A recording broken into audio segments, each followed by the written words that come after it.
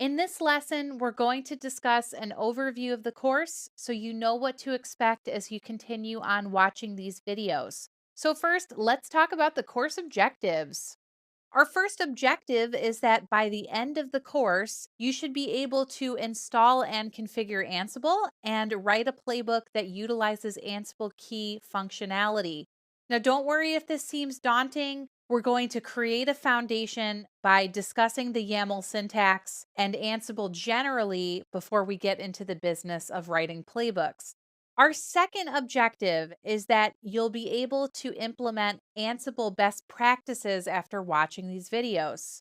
So, once we begin our configuration lessons and discussing playbooks, listen carefully for when I casually drop best practice bombs, as these should come in handy. But just in case you miss it, there will be a whole lesson devoted to best practices as well.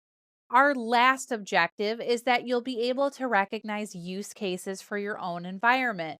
I'll be peppering in examples of Ansible functionality throughout the course, so keep a close eye out for any functionality that might be useful to you.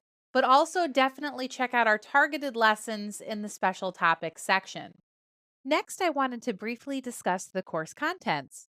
This section that you're currently watching is the introduction section. We'll cover the what of Ansible as well as an overview into YAML syntax before moving on to the next section, which is the setup process to configuration.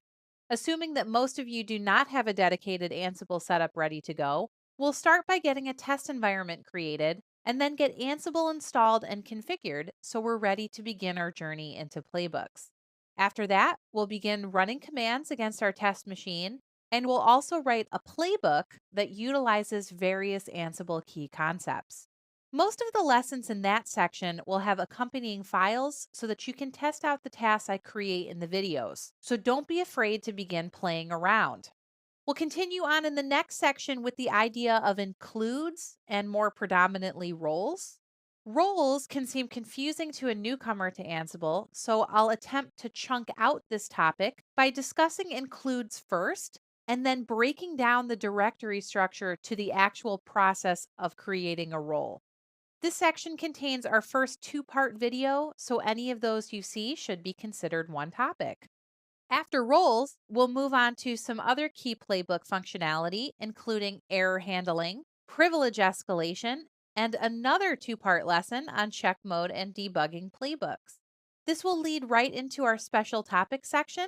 And the three topics I've chosen here are ones that I've been asked a lot about in the past. And I think especially Windows and EC2 dynamic inventory lend themselves better to a video demonstration. So hopefully you'll find them useful. And then lastly, we'll conclude with a quick overview of Ansible resources, and we'll wrap up the course with an objective review. So, in advance, thank you so much for watching these videos, and I hope you learn a ton about Ansible.